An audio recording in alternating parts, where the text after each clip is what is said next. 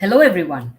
Welcome to the 12th episode of WIP FM 113.0, organized by IEEE Power and Energy Society Young Professionals Women in Power.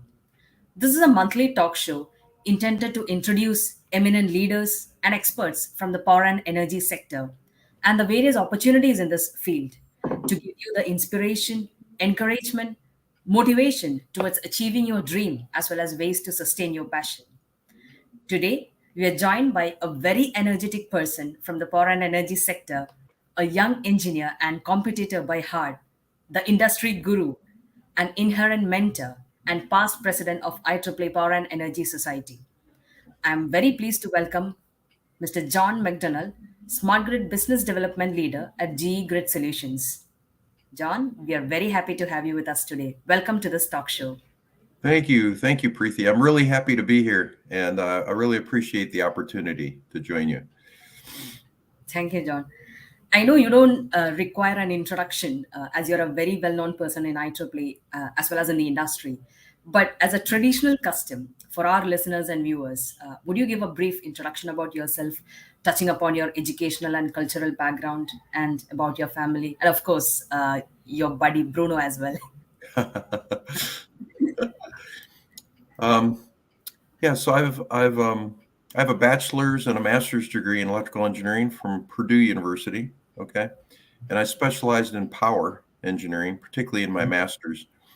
And then I have an MBA in finance from the University of California, Berkeley, because I felt an engineer needs to know the business side of the technology. Um, I've been working full time for 48 years with six different companies. Okay. Four of those are automation system companies. So developing, designing automation systems, and two are international consultants. Okay. Um, I've been an active member of IEEE and IEEE HKN, the Eta Kappa Nu, the Electrical Engineering Honor Society, for 51 years. This is my 51st year. And I'm an IEEE Life Fellow, which is, two of those things are very important, one being a fellow and one being a life member of IEEE, which means you're at least 65 years old. um, now, I've been active, 51 years in IEEE. I've been married over 42 years. And so I was on the governing board of IEEE PES for 12 years, 4 board meetings a year. That's 48 board meetings. And my wife went with me on most of those. So my wife, I say, Joanne knows more about IEEE and PES than many of our own members do, as a residential interior designer. So, 42 of the 51 years she's been with me all over the world with IEEE. And then, of course, my companion in my home office here is Bruno, my 5-year-old golden doodle, who's on the couch behind me. And he's with me on all my webinars and all the courses I do virtually. That's so cool. And one thing which I noticed, your experience, your family, everything is close to 5 decades. 42, 48. I think 48 has got a really lucky number in your space. And close to 5 decades of experience is a remarkable achievement. And I assume it was really exciting and wonderful journey. How do you feel when you look back now? Would you mind elaborating on the different responsibilities held and your current role in GE as well? I would say that I've had a good balance. Um, the one thing that I didn't have a lot of career guidance. You know, um, so I've kind of stumbled upon things as I went in the 48 years. Um, but each of my job changes was through a friend of mine in my network. Okay. I can't emphasize to young professionals and students how important it is to, you know, cultivate personal relationships with as many people as you can, but sustain those. Continue to keep in touch with people. 5 job changes for me have all been through friends. Okay. And so that's very important. So early on, in my career, I've always looked for challenges. I've never wanted to take the easy way out. I've always put myself in positions that were new to me to test myself. I've always volunteered to do the most I can. I like to take a leadership position, and so I've always had many leadership positions, both appointed and elected. I'm I would say unique in the sense that I'm an industry person that is seen by academics as being an academic also. I have 5 books I've co-authored, hundreds of papers, teach at universities. So what I like is it's a good balance between industry, contributing to industry, but also contributing to academic side. In 1 week, I'll be inducted into the National Academy of Engineering in the United States, which is very difficult to do, and it's primarily very prestigious for academics. And for an industry person to be recognized by the academic community is very special. It's a very select group of engineers. So that's one thing that's been important to me is not to be too specific, but to do as many different things as I could, because I always felt that I didn't want to do the same thing over again. I wanted to do something different so I could learn something new. I could meet new people, learn something new, and get some new leadership experience. That's so wonderful. And we don't see much of people who take the industry job along with being in the academics side. It's either the industry or the academics. But getting a collaboration between the two, that's really wonderful. And I really admire the way you balance between the two. It's I think it helps both. I can be more valuable to industry because of what I've done on the academic side, but I can also be more valuable to. I just gave over a 1.5 hour seminar Thursday to the first year graduate students at Purdue University. It was at Purdue, and and I talked about career management and how to be a good leader in a volunteer organization. So I can take my experience and help on the academic side. Help These were first year graduate students in electrical engineering. I had close to 100 of them, and it was recorded and will be available then as a YouTube video. But I think so you can help. The more experience you have, the more value you can provide. Mm. And I think this is a perfect example which says bridging the gap between industry and academia. It's Right, very well. right. And we are now seeing a lot of renewable energy sources being connected to the grid, and the existing grid infrastructure is not so well equipped for the rapid and huge change. How does the need for grid modernization change, and what are the various opportunities involved in this? Well, for many years, everything was centralized. The centralized model was the standard. Large power plants, centralized generation. All the intelligence was in the control center, right? Centralized in the SCADA system, supervisory control and data acquisition. For a generation transmission, SCADA system, that's an EMS, energy management system. For distribution, it's an advanced distribution management system, or ADMS, but everything was centralized. It's very different now, right, with distributed generation. So instead of being centralized, distributed, could be transmission, could be distribution, could be at the end use customer. And also the intelligence is not only centralized. Now we have a hybrid architecture of centralized, substation based, and also the edge of the grid. Grid edge controllers, grid edge optimization is growing because of the increasing penetration of particularly photovoltaic generation at customers' premise. And so, that's why the IEEE said we need a grid edge conference. And the first one is next April, because we're doing much more on the edge of the grid. So what it requires, though, when you start distributing things, the integration into the grid is very complex. For instance, we designed the distribution part of the grid for one electricity flowing in one direction only. Okay, all the protection, all the controls. Um, it used to be that a field worker would go out to the field and work on distribution, and all they would have to do is open the upstream device, and they would have a safe, de-energized working situation. That's not true anymore because we have electricity flowing in two directions because of interconnecting distributed generation all throughout the distribution part of the grid. It's very complex today, and it wasn't designed. It wasn't designed for that initially. So that's what's, I would say, that's what's challenging, and what's fun to engineers is how do we accommodate the changes with somewhat of a legacy situation that wasn't designed for that. And that's why smart grid is so important.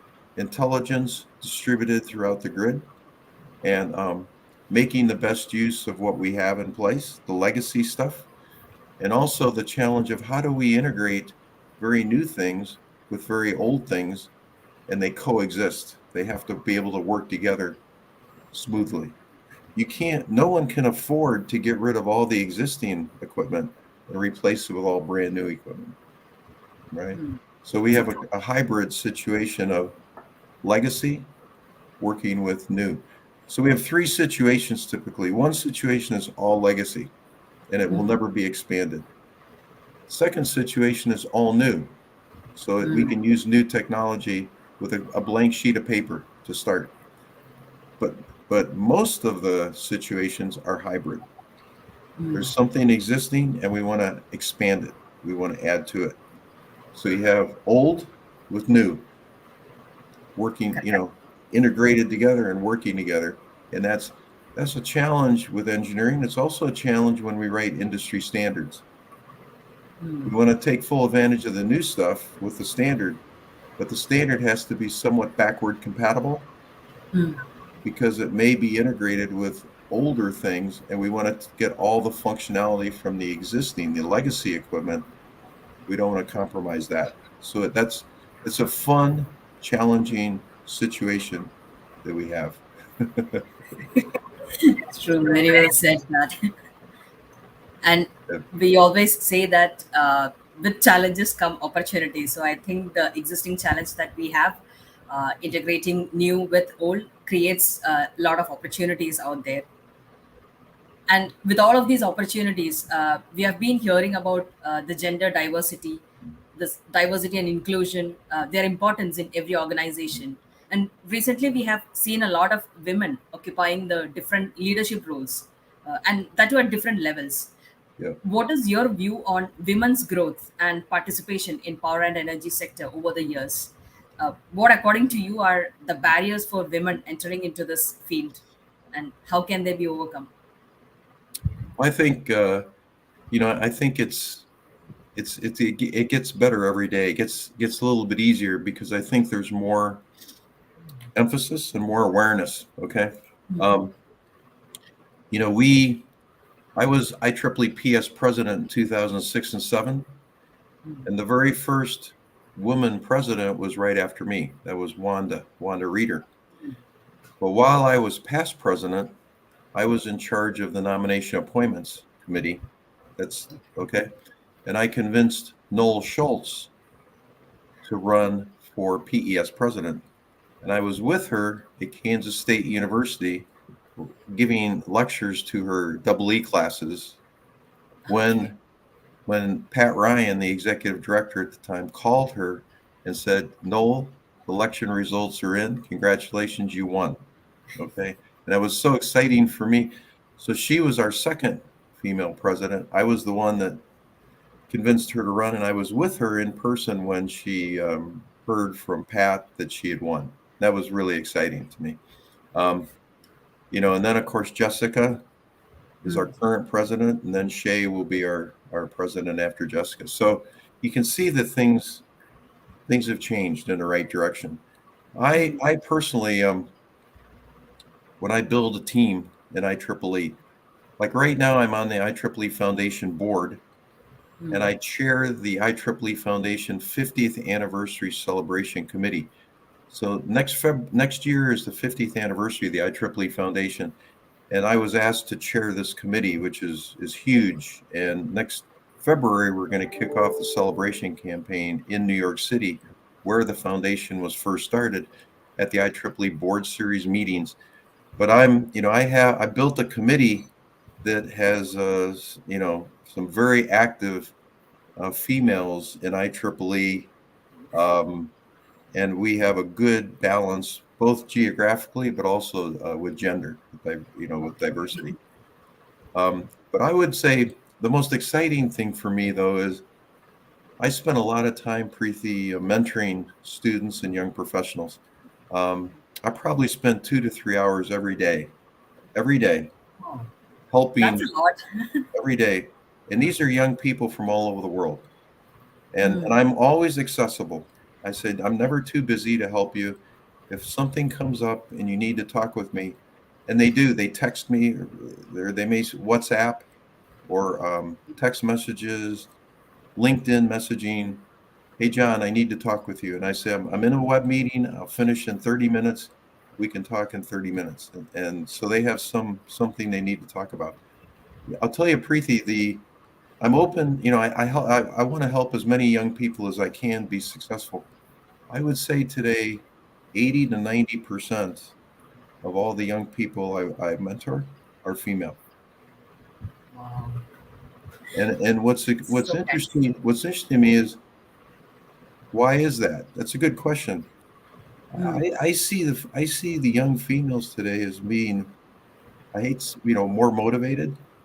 They Mm. see someone like myself that can help them, and they aren't afraid. They have the courage to ask me, and they have the motivation to continue. Not Mm. just one time, but many times. Could be many times in a week. Could be Mm. many times in a month. But I have so many success stories over the years of how young people have really surprised themselves with being successful at what they wanted to do. And I had a I helped them do that, and it's the best feeling in the world. But what's interesting is it's not a 50-50 balance. It's primarily mostly female, and I really am excited about that. um, you know and the other thing, when I gave distinguished lectures in Tunisia about 4 years ago, 4 or 5 years ago, I gave four distinguished lectures in three cities in Tunisia. I would say, I think it was around two-thirds of the electrical engineering students in Tunisia Mm. are female, over half. And the leadership of all the IEEE, the student groups, the chapters, was mostly female. Very sharp, very motivated females. I have photos that the students took with me, and you can see that the leaders are primarily female. So this is, um, you know, I always say that there's no limit to what you can do. The sky is the limit. In other words, there's no limit. But I just I don't see the same interest in mentoring with guys, with males, as I do with females today. The females are more driven and more open to getting help and with a mentor. Okay. So Interesting. probably, I wish you are part of the current pest mentorship program that is going on. I am. I am. Well, I've been mentoring Shatali Hmm. for about 5 or 6 years, and Ah, helped. okay. Yeah, yeah. Shatali reached out to me. It was at least 5, 6 years ago, and so I've helped. I've helped put the mentoring program together for IEEE, and I've applied to be a mentor in the program. Okay, that's great. And I think this is going to be a really, like, a, I should say, something that's going to create a lot of impact, unlike the other mentorship programs. So it's very well structured, and there is a real motive behind this mentorship program. And uh, Yeah. to say, I also applied as a mentee, and I've been selected as well. So I hope possibly we get to work together in future. Well, that would be good. We're also, Preeti, we're also putting together a new mentoring program in IEEE Eta Kappa Nu. And this is my 51st year. I was inducted into Eta Kappa Nu, the Honor Society, as a second year electrical engineering student 51 years ago. And I was back at my university, as I said, Thursday, and I went into the Eta Kappa Nu lounge and took photos with the leadership of the student leaders of the chapter, which was very special for me because 51 years ago I was inducted, long time ago. So we're actually putting a mentoring. I'm helping them put a mentoring program together for Eta Kappa Nu also today. Okay, that's so cool. And everywhere you see mentorship programs, but only few of them turn out to be really fruitful. So I think the ones that are coming under Power and Energy Society will definitely create a lot of impact. We had one under the PES Young Professionals, She for Her, where I was fortunate to lead it. That created very good impact among the mentors and mentees. And I'm proud to say that one of the mentors and mentees, they worked together even after the program, and they worked on a particular project and got it published as well. So I Cool. was very happy seeing it. That's good. I don't think many people are aware of this, Preeti, but a young woman from in Philadelphia here in the United States, she was very active in IEEE as a student, and she was the chapter chair of the Eta Kappa Nu chapter at Drexel University in Philadelphia. Her name's Rebecca Cohen. She interviewed me, and it's a YouTube video on mentoring, Preeti. And it's a 30 to 35-minute video. I don't know if you've seen that, but it's called Eta Kappa Nu Career Conversation. So it's a career conversation series on different topics. And they wanted me to be interviewed on mentoring.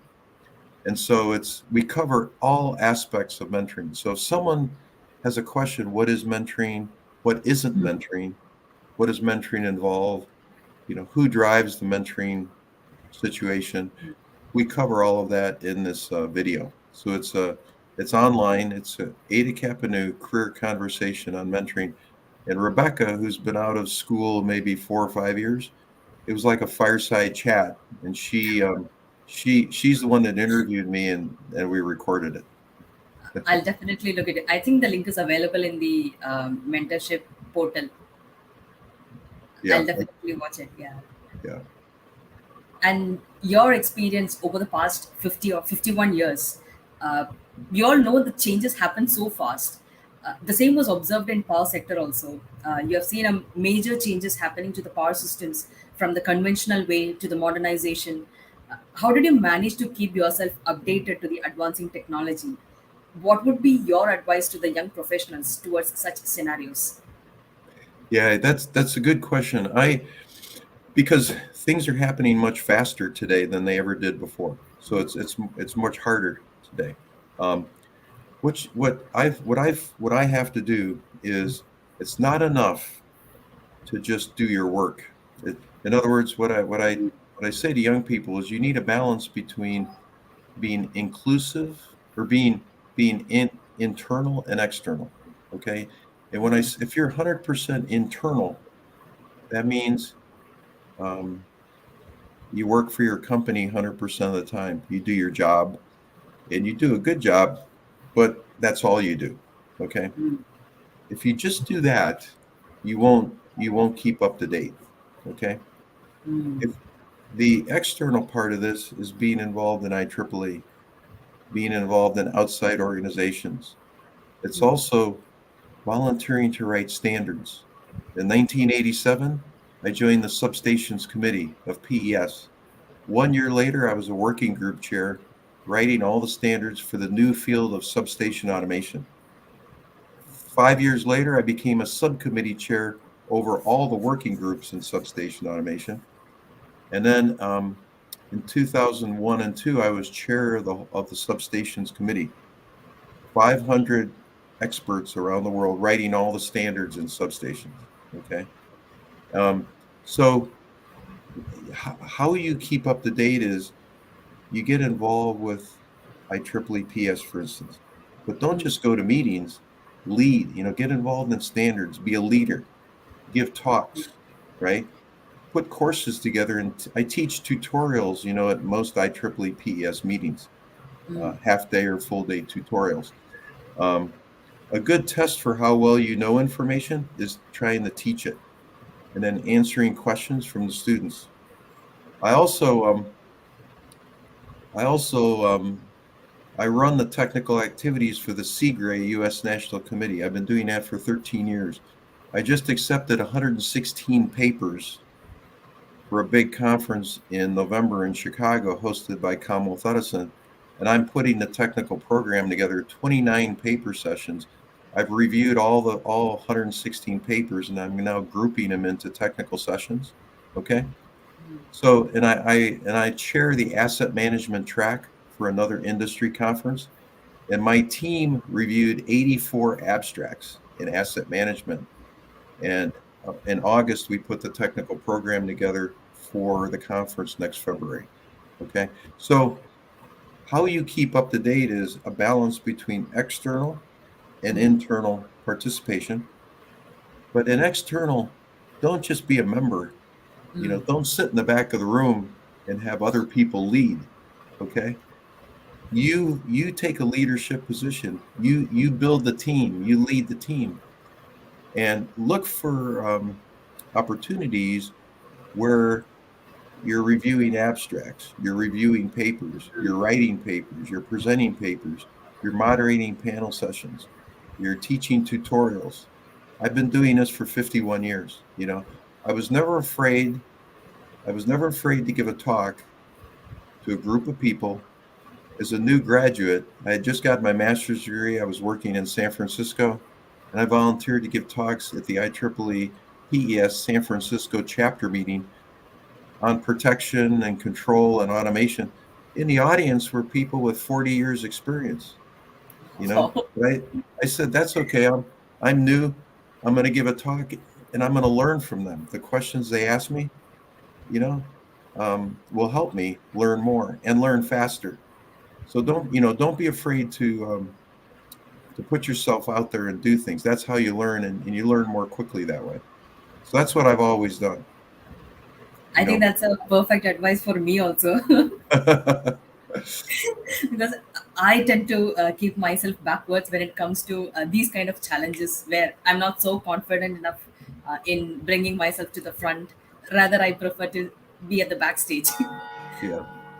The young people I mentor, Preeti, I say, if you have an opportunity to lead, okay, um, don't be afraid to say no. Take the opportunity, and you know that anytime you need help in that leadership position, I'm always there to help you. Okay. Sure. People won't know that I'm helping you. That's okay. But don't be afraid. If you get into a situation that you aren't sure what to do, let me know. I've probably been through it myself, or with everything I've done, and I'll help you. But you need, to advance in your career and be successful, you need to take advantage of those opportunities to lead. But never, too many young people feel that I won't accept this I won't accept this opportunity because I can't, it's too much to do myself.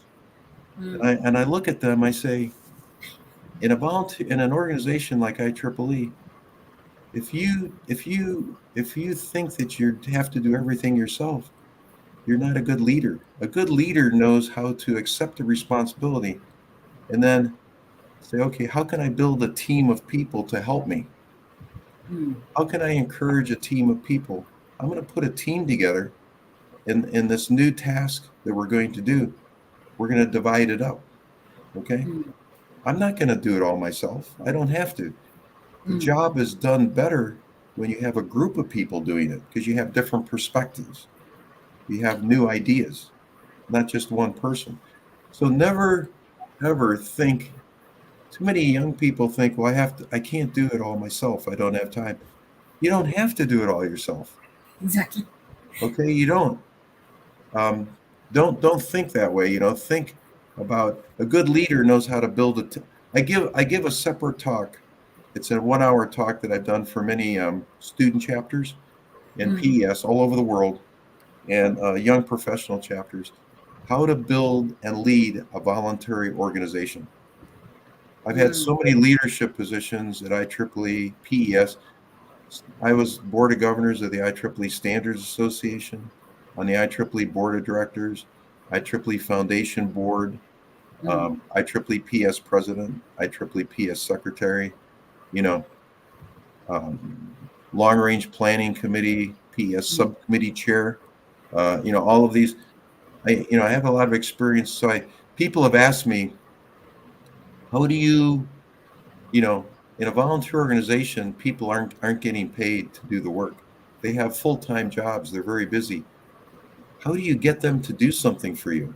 You know, and I have techniques that I've learned over the years, and I have a 1 hour talk I give just on that subject. Okay, in fact, I gave part of the undergrad part of the seminar I gave Thursday to 100 graduate students at Purdue was how to be a good leader.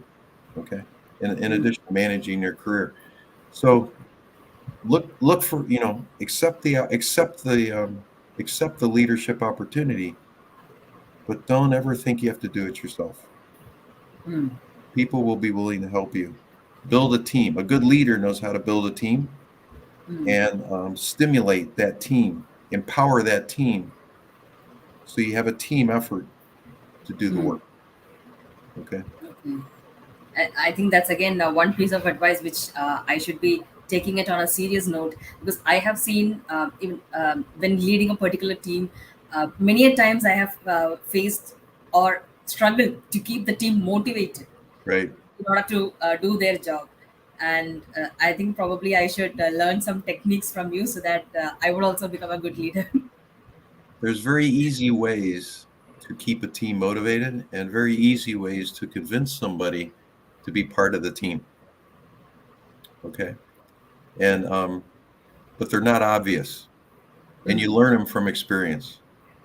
So that's why um, it's a very I think it's very insightful to spend to go through this and learn this, because when you apply it, you'll be very successful in being a leader. Okay, Yeah. I would definitely have a look into that. Good.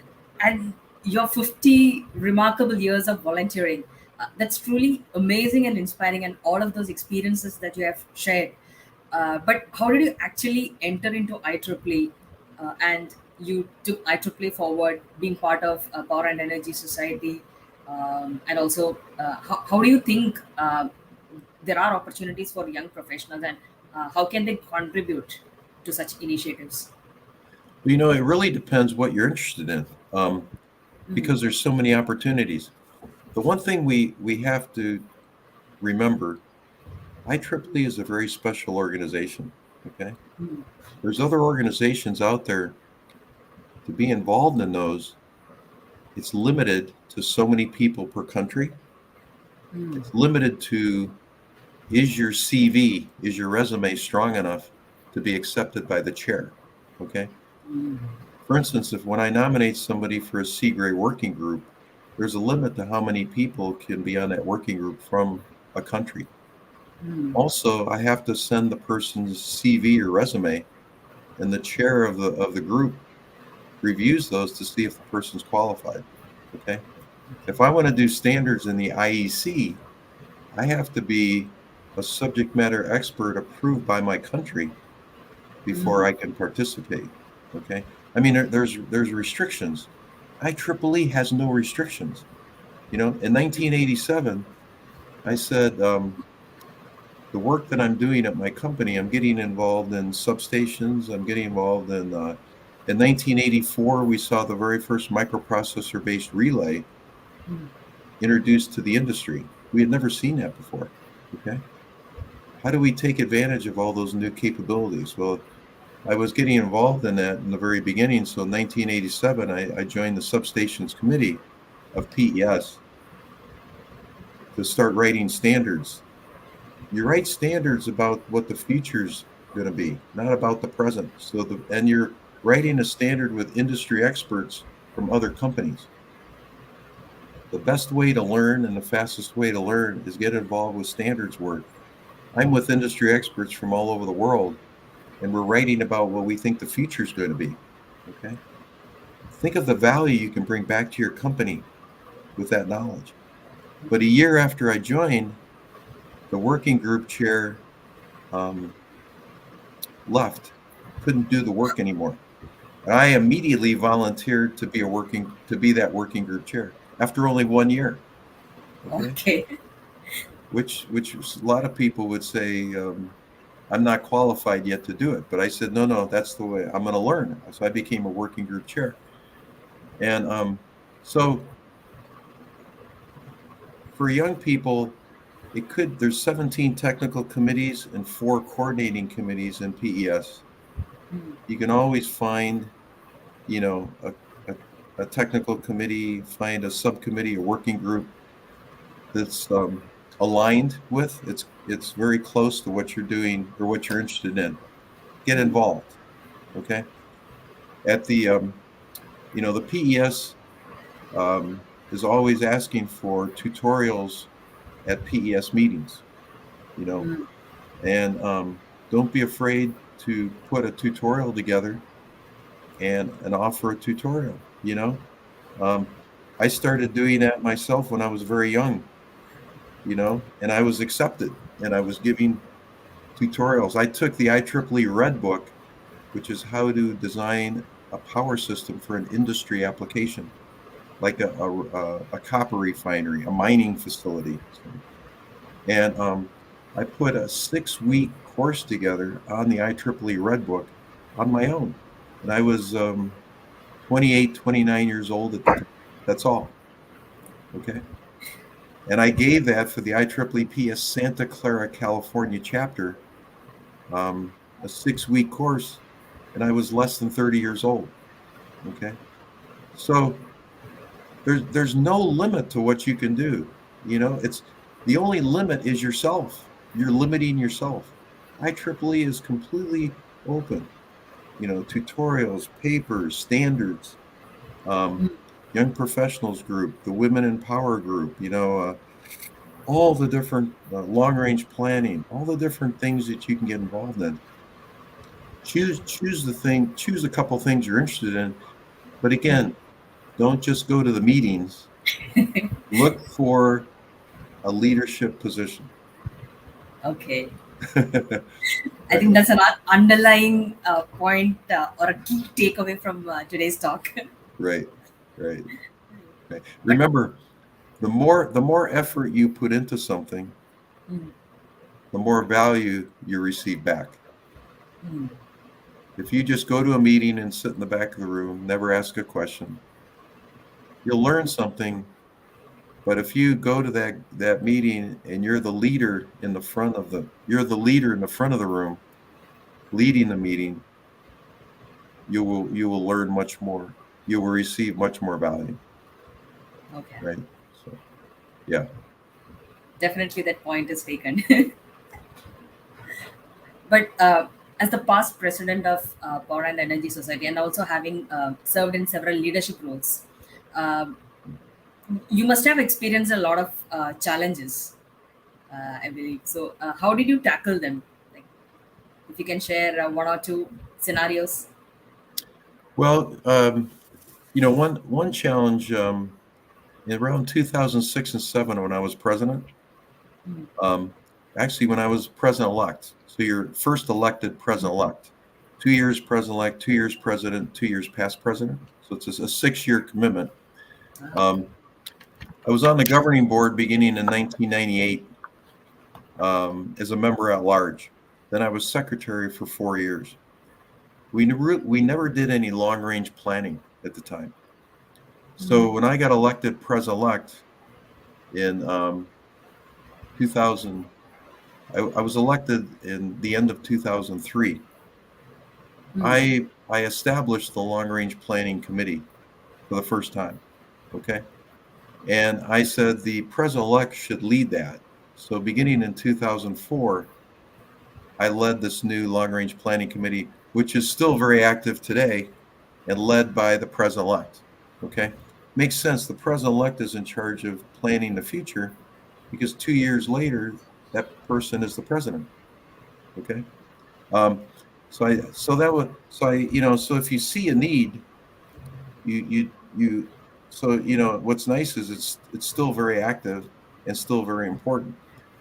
Mm. But the other thing was one challenge was our membership wasn't increasing.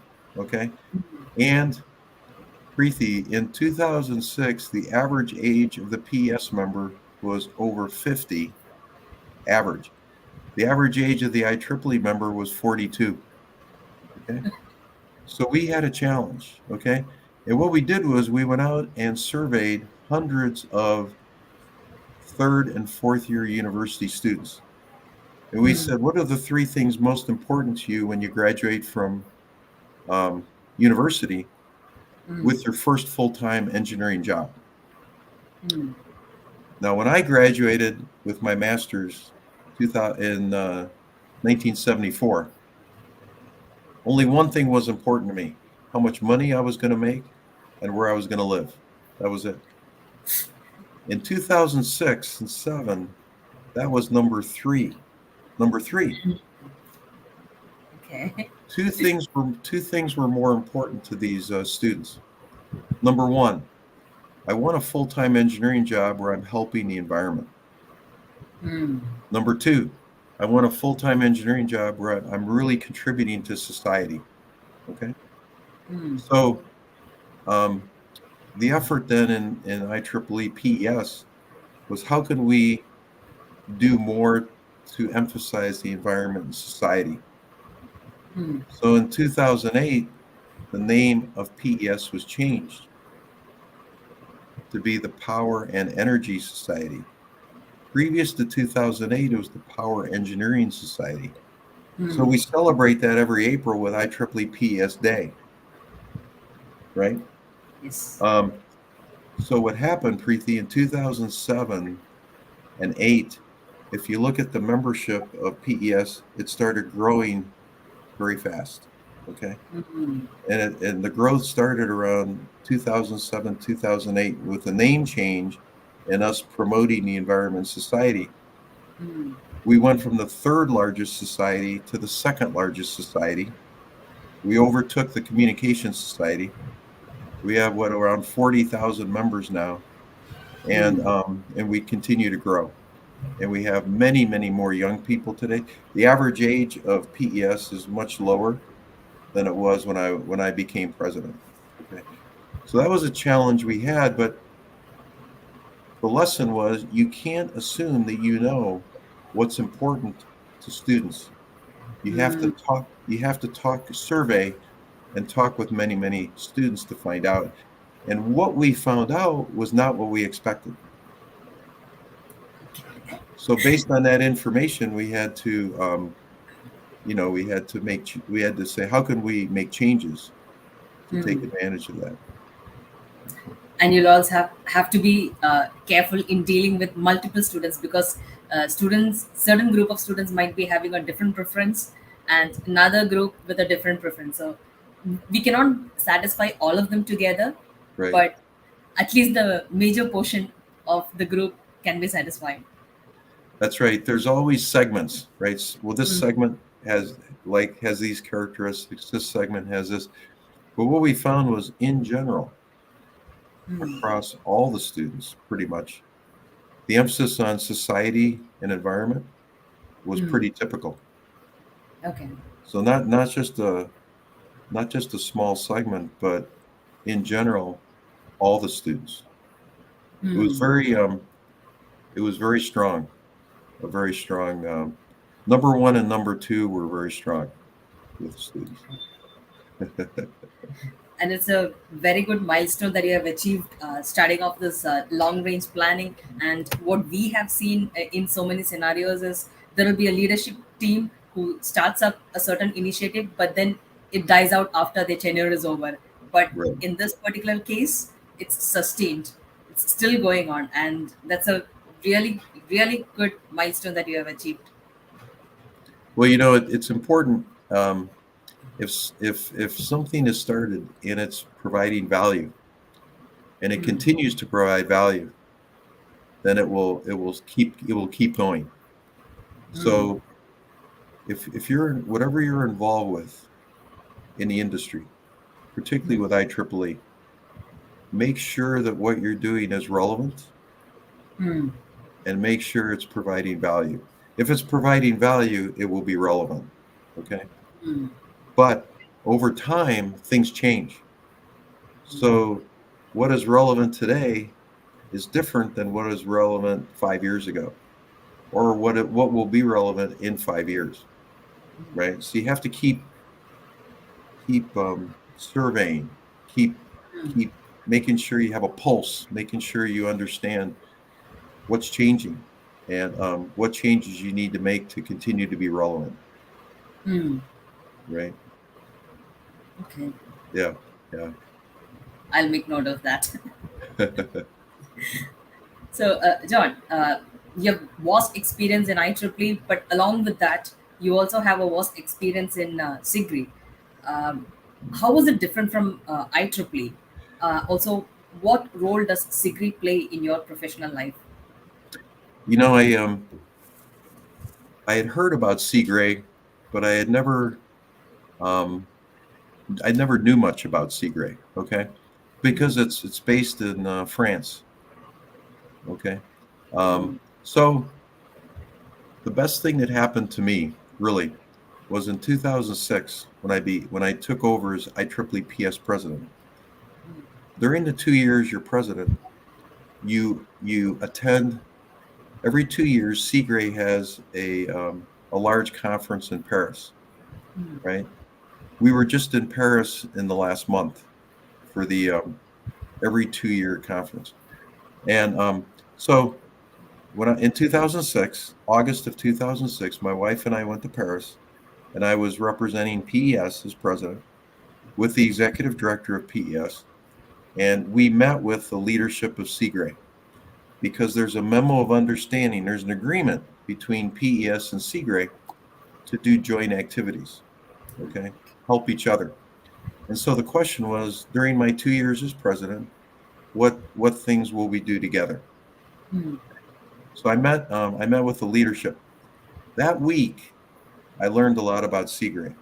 Okay, and I came away from that, and my wife did too, that, you know, to really be a complete engineer and to really develop your career more completely, more fully, I really realized that I needed to be still continue to be very active in IEEE, but in addition to IEEE, I needed to get involved in Sigri. mm, Okay, and there's three or four things that in terms of being more complete. Okay, one is the world is so flat today mm, that you need to know not just what's happening in your own country, but you mm, really need detailed knowledge of what's happening in every region of the world.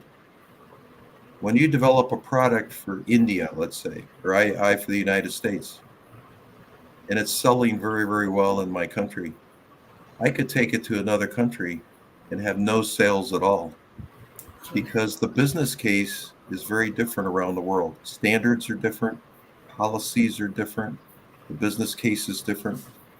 mm, And you really need to understand what are the differences in technology all around the world. What are the mm, differences in standards? Okay. Um, Also, with Seagray, I could get a more complete knowledge of technology from a global perspective. mm, IEEE and Seagray, perfect, ideal. I'm going to understand technology in detail from a global scale. The work that IEEE does is both practical and academic. Okay. The work mm, that Seagray doesn't write standards. They write technical brochures and reports. The work that Seagray does is very practical. So if you're in a substation out in the field and you're doing something and you have a problem, there's mm, probably a Seagray report or brochure that addresses it, because the work Sigri does is very practical. So if you combine IEEE work with Sigri work, you have a more complete picture of information to help you. Okay, and um, there's there's so many leadership opportunities in Sigri, like IEEE. It gives you opportunities to get more leadership experience. Okay, I joined Sigri in 2006. In 2009, I volunteered to run all the technical activities for the United States. I'm the VP of Technical Activities for the U.S. The U.S. is the largest national. Sigri is organized by national committee. Each country has a national committee. There's like 60 to 70 different national committees. The U.S. National Committee is the largest in the world. Okay, I've been the vice president of technical activities for the U.S. for over 13 years. Okay, so by doing that, I get so much more experience. I mean, I'm getting a lot of experience with IEEE, what I continue, but I want to add to that. I want to do more. I want to learn as much as I can. So it's learning, keeping up with technology, leadership experience, with Sigri. Also, it expands my network of connections much faster. You know, I do that with IEEE, but been doing it with Sigri, and I have more, more international, many more international connections um, with Sigri.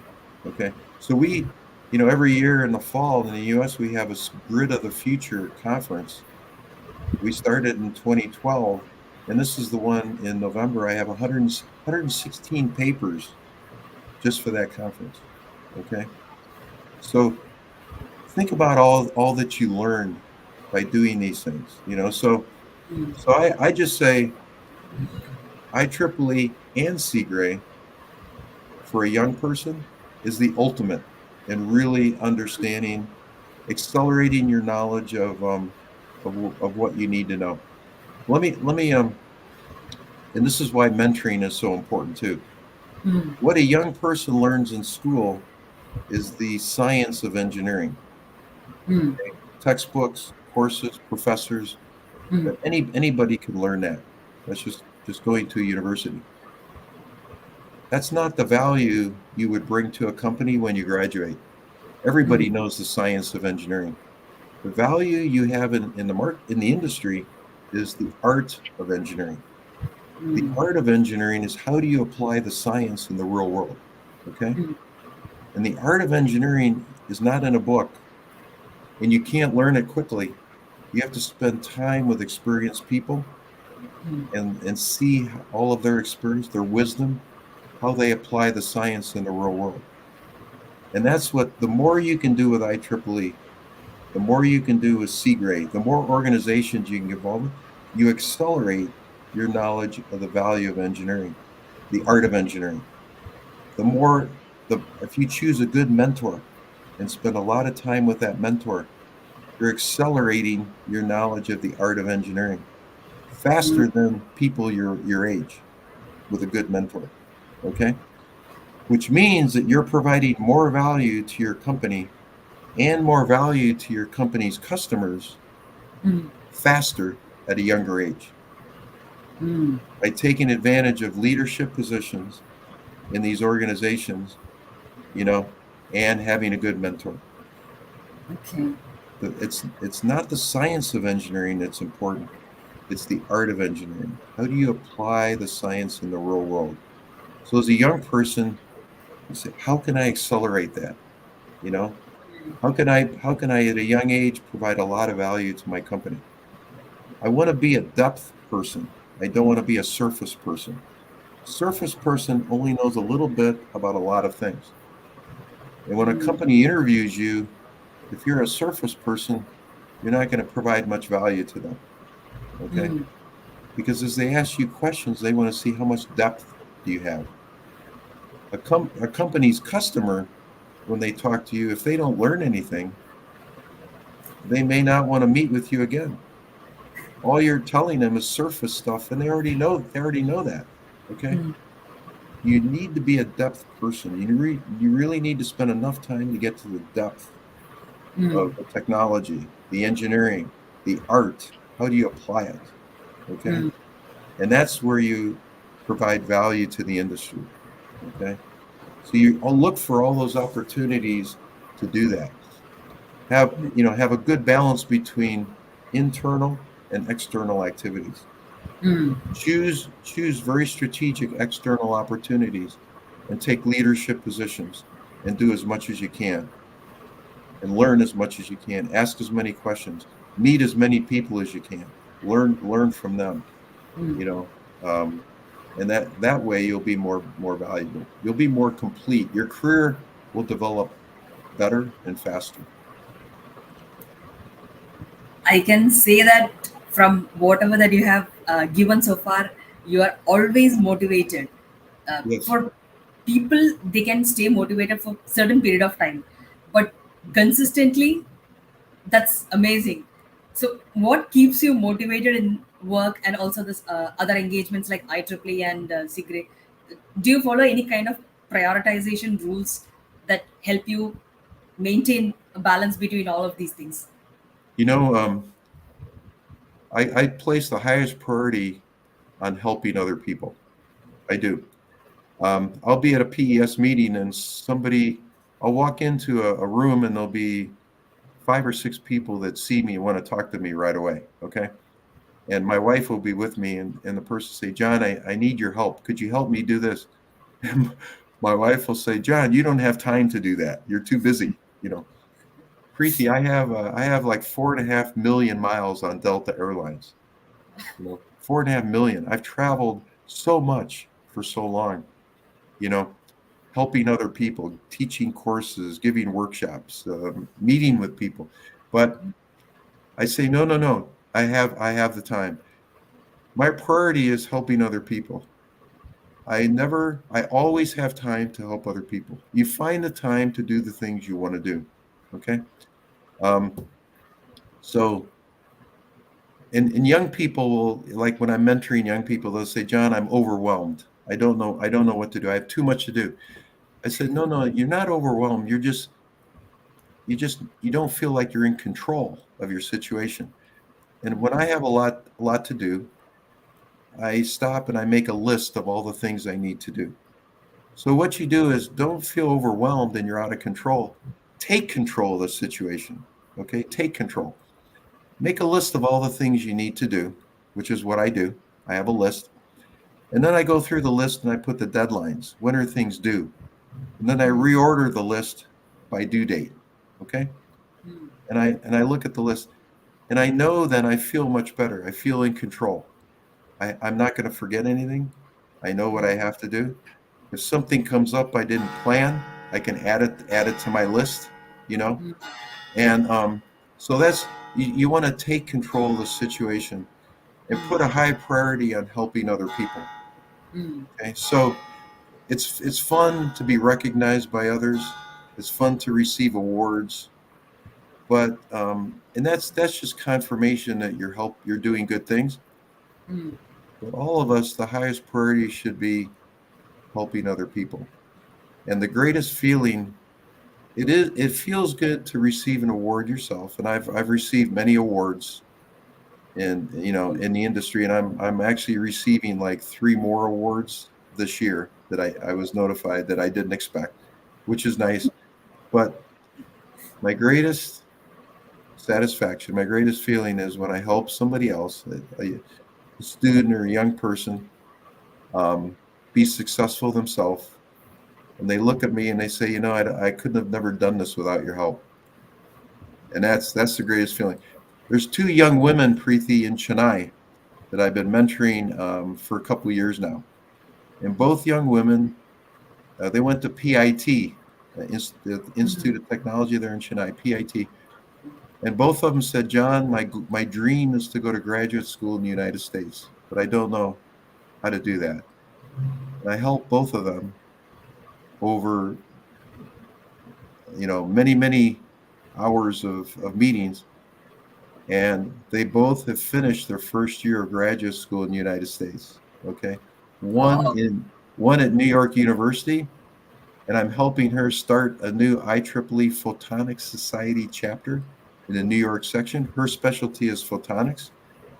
And the other one from Chennai is at University of Colorado Boulder Mm. in graduate school. She just finished her first year of graduate school, and That's they're so happy with being in the U.S., doing well in graduate school, doing research for professors, writing papers, mm. staying involved in IEEE.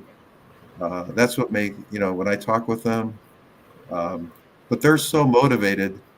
They've accomplished things, but there's always new things they want to accomplish, and that's what's fun is helping them continue to be successful. So that's my highest priority now is spending as much time as and I'm always accessible. If Mm. something I can imagine people can how always tempted. reach me on WhatsApp or texting or LinkedIn. Um, so I think that's all of us need to go out of our way to help other people. Use the experience we have, use the knowledge we have Mm. uh, to help others as much as we can. Because you know what happens when you need help, there'll be so many people that will want to help you because of all the help you've given them, Mm. right? True. Yeah. And I can also imagine how happy you would be feeling when you see them be successful or achieve their dreams, even though it's a small dream that they have. It may be small to me. It only took so much time, but it's so big to them.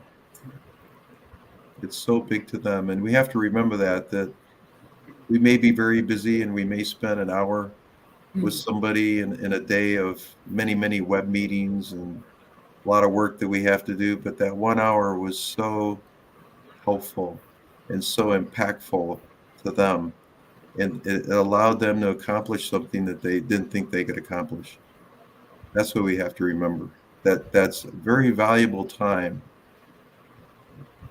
We may not think it's one of many things we're doing during the day, Mm. but it's so valuable to the other person, Mm. that you have to put a high priority on that and make sure you do that. You find time to do it, and you do the best job you can to help somebody else. You know? And I hope that more young professionals like them be successful under your mentorship and guidance. Well, we can all do that, right? That's the thing. I want to inspire others to do the same thing. And Preeti, part of I said inclusive, right? I mean, a balance between external and internal.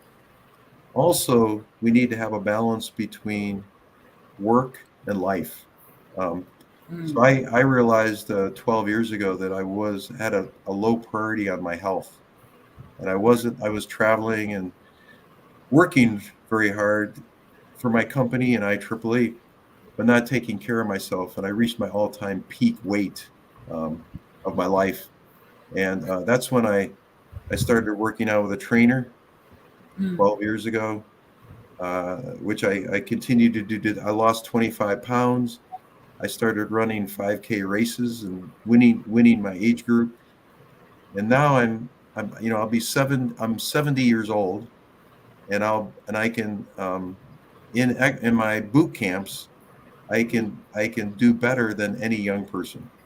I'm actually in better shape than all the young people, and they know that, and I can win races against younger people. I'm very competitive. I want to win everything I do. So I really work hard at being the best. Okay. And so exercise, I found, helps me with my work. You know, Mm. when from 6:30 to 7:30 every morning, I'm in a very hard boot camp with exercise with a trainer. When I finish, my mind is clear, stress is gone, and confidence is very high because I've been able to accomplish something in boot camp and exercise that I didn't think I could do. So I Okay. leave I leave at 7:30 in the morning on top of the world. I feel fantastic. And you could throw anything at me that day, and I'm so confident there's nothing I can't do. Okay? Seriously. So A good work-life balance is making sure you take care of yourself. Think about it. You can always get another job, but you have one body for your whole life. You can't get another body. Okay. Do we put a higher priority on our work than our health? Our health should be very, very important. So I made life-changing decisions 12 years ago of eating more healthy, exercising regularly, and taking much better care of myself, and it helped my work tremendously. So it's a good ecosystem. It's a good balance. They really work together. Work and exercise and family should all be very important. I always thought how exercises can help in the work, but I think this is a very good example which you gave. The confidence or the positive attitude that develops after you work out, that contented feeling that you have, and that is what is making us carry forward, and it is getting reflected in the work. Right, right. You don't realize it. You think that you don't have time for exercise. That's what I did for a long time. I don't have time to do that. Actually, when I started exercising, it I was able to get my work done faster. Okay. My mind is clear. I can get things. I'm more efficient. I'm Hmm. more effective. And actually, the quality of work is better because Okay. your mind is clear. There's no stress, and you're so confident. You just feel so good. Um, so it actually helps you with your work, and Hmm. that's what I realized. So it's been 12 years now of very, very intense exercise.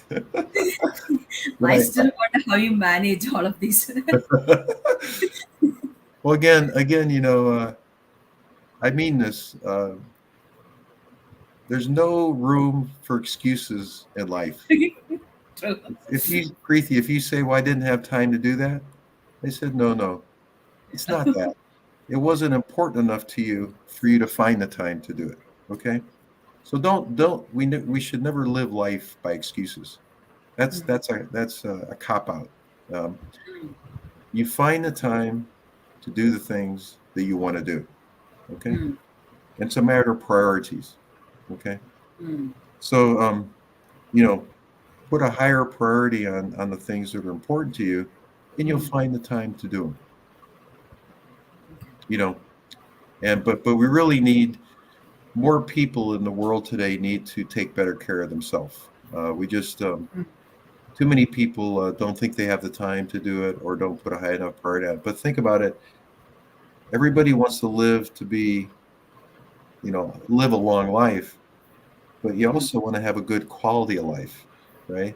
Which means you have to take care of yourself at a young age and continue to take care of yourself. Thursday, after I finished at Purdue, I spent Thursday night with my father. Okay. And he's in assisted living in Indianapolis. He's 95 years old, 95. He drives a car. He's in good health.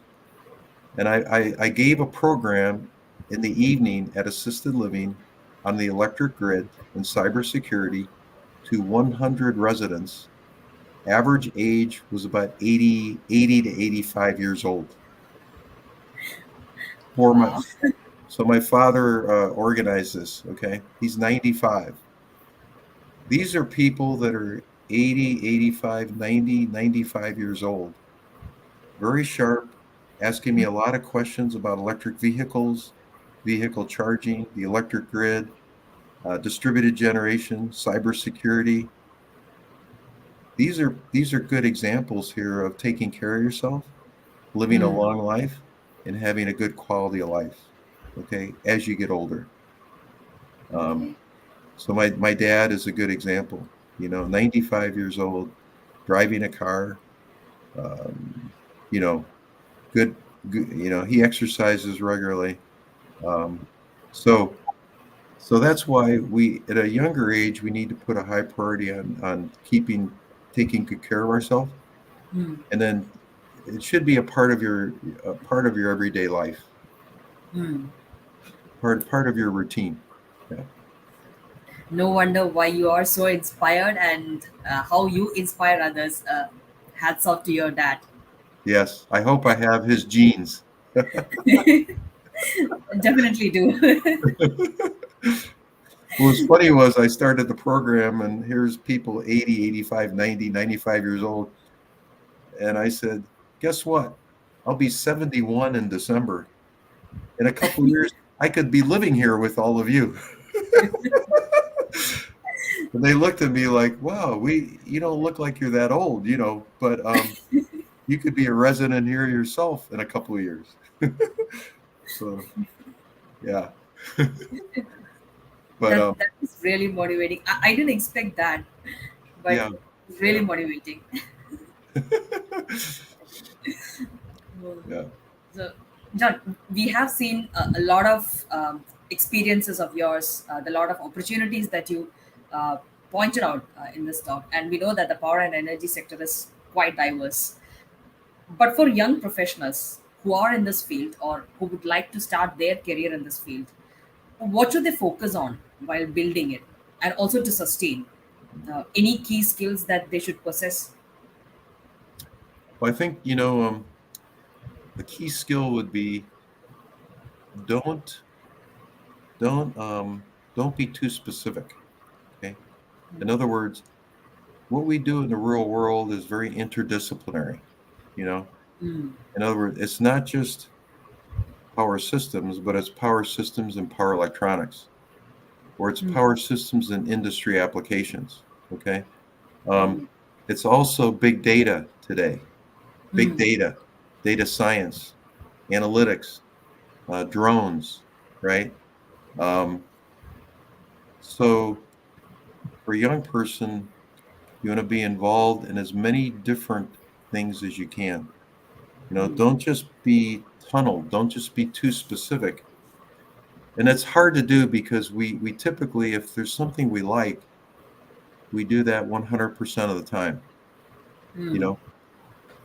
But some good advice I received when I first graduated and started working at my first job, an older person said to me, John, my advice to you is do as good of a job as you can with your work, but don't do too good of a job. Because if you do too good of a job, you'll be doing the same thing for the rest of your life. The company will say this person does this so well and they're so valuable. We're never going to move them to another job. We want to keep them there. mm, Okay. So that was good advice. You want to do a great job, but always be telling people, hey, I enjoy what I do, mm, but next year I want to do something else.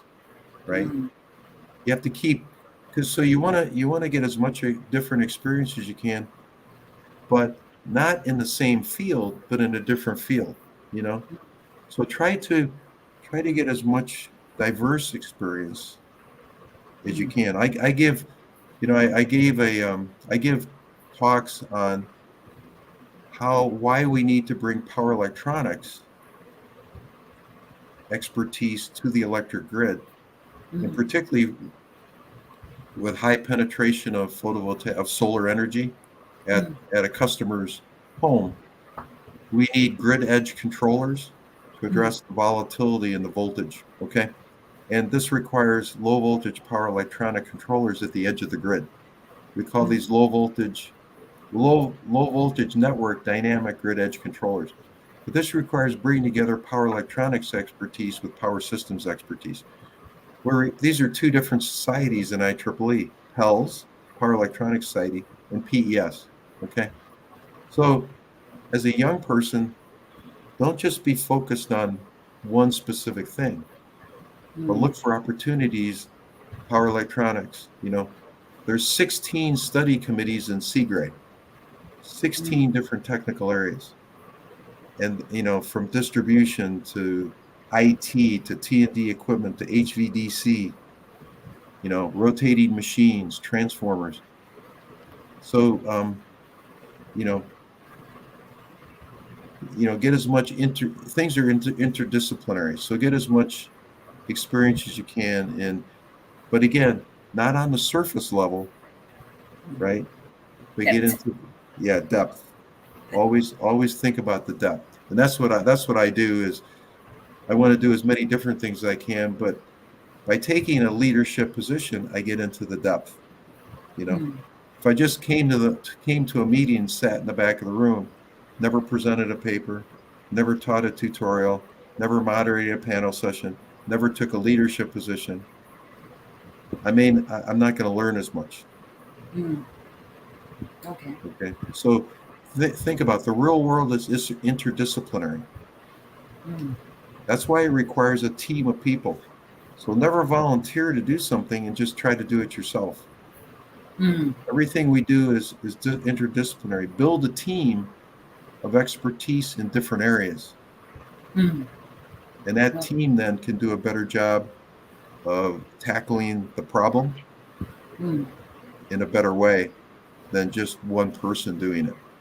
Okay, so that would be my to a young person. It would be think about interdisciplinary. Think about all the different technical areas, leadership opportunities, writing standards. All the different things that are available. And like I've done, take advantage of all of those, but in a hopefully in a leadership way. The one challenge that I took forward was joining the standards of blockchain in energy, where I didn't know anything about blockchain. Right. And then slowly over the course of time, I started learning. So it was kind of understanding or learning by doing. Yeah. So I joined this a standards group last January. So I'm hoping to continue it as well. But it was in the backstage. I never took the leadership position yet. Well, think about that. But for 1 year in the substations committee, I just attended the meetings and was learning, right? Mm. But and getting to know the key people, the subject matter experts. But I felt after 1 year, an opportunity to be a working group chair doesn't happen all the time. Mm. And I said, this is a fantastic opportunity. I've only been here a year, you know, but I don't know when the next opportunity will be. I don't want to miss this opportunity. So I'm going to volunteer for it. Now, I didn't have a lot of experience, but I had other people that wanted to help me. So remember, think about this. Don't ever turn something down because you don't feel like you're qualified. Mm. There's so many people that would love to help you, really. And so accept the opportunity, but then reach out to other people to get help. Okay. Don't ever, and don't ever think that you have to do everything yourself. Mm. Uh, you'll be surprised when you ask other people for help, how many people would love to help you. Mm. You know, and and Probably I and missed. and take advantage of that. You know, Mm. yeah. So something, if something comes up in the future, that's gonna be a definite yes without even thinking about it. Well, that was one lesson I learned. Um, this was interesting. I was maybe 30 years old, 35 years old, and I had a new manager Mm. who I didn't like, I didn't respect. No technical background, more of a he was too political, and not no technical background. But he saw me from a different perspective because he wasn't technical. Okay, Mm. and he gave me some good advice, really good advice. Even though he wasn't a good technical leader, he gave me some very valuable advice. And he said, John, he said, whenever like the founder of this company, whenever they talk to you and they have a new assignment and they really, they say you're the person that can do this the best, you know, he said, John, how come you never accept the assignment right away? He said, you always say, I need to think about it. And then you agonize You overanalyze everything. He says, and when you finally accept to do it, you do a tremendous job every time. He says, why don't you just, why do you have to spend all this energy analyzing Analyzing. something? Yeah. He says, you don't need to do that. He says, every time you do a great job. And he says, when somebody talks to you about something and they want you to do it, just say yes, you know? And I know that whatever you do, you will do a great job. I see it. He says, you don't need to spend all that time analyzing things. He was right. He was really right. Sometimes as an engineer, we overanalyze things. We spend too much time analyzing things and we waste energy doing it, you know?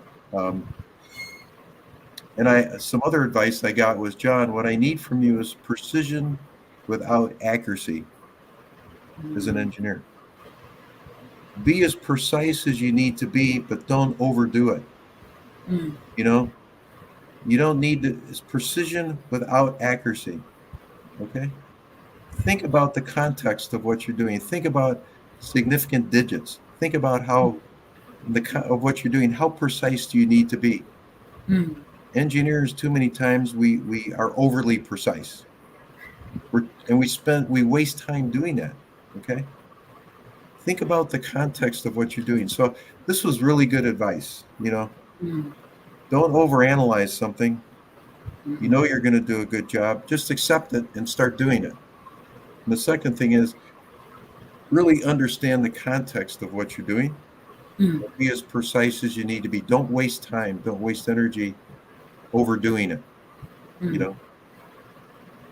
So Okay. these Two valuable points to be taken care of. really valuable. They helped me a lot in my career. Yeah. I've really had a nice time talking with you. I just realized that we have overshoot by a couple more minutes, but I didn't want to break the conversation or end the conversation abruptly. But I really appreciate your um, patience and effort and the kind of mind that you have in order to help the others to stay with us for this long, though it was scheduled for an hour. Thank you so much, John. I think in the interest of time, maybe we could wind up the session for today and take this conversation forward.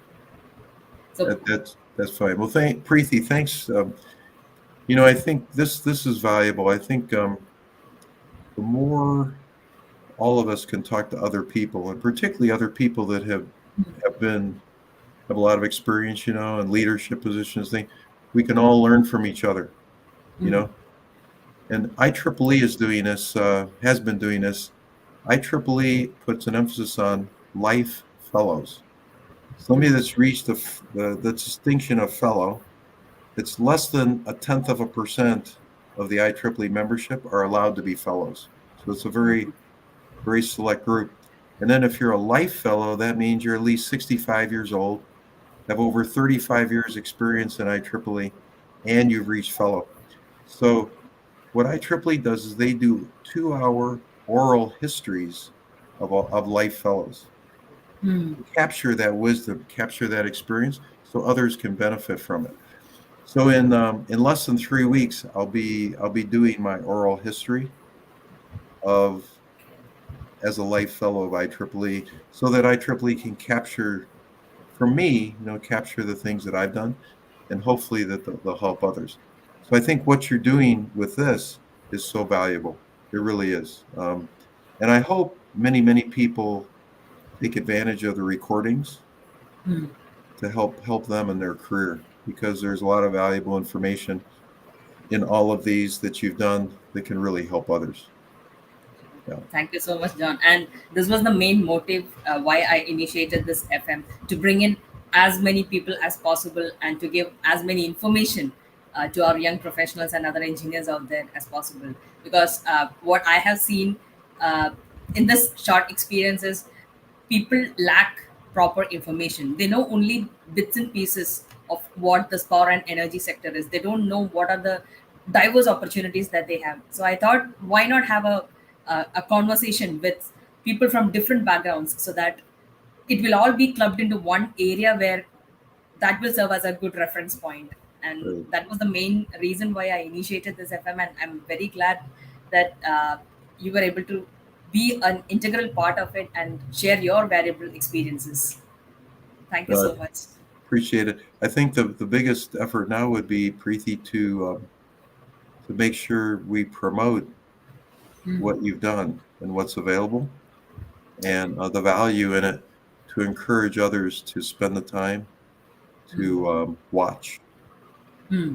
a lot of the recordings because it'll help them in their career. Hmm. Yeah. Sure. But anyway, thanks for including me. I've always I've known you through social media, but I haven't been able to spend a lot of time with you, especially in person. So I hope we can do that at some point. Sure, definitely. And I look forward to carrying this conversation as well. And I don't want to limit it with this FM talk show, but uh, I really look forward to carrying this forward. Good, good, good. Well, thanks again. Thanks Thank again. you so much. And to all our listeners and viewers, thanks for watching. And I hope uh, you got benefited out of all the valuable experiences that John shared. And we'll see you in the next episode. Bye bye. Okay. Thanks. Bye bye, Preeti. Bye bye. Bye.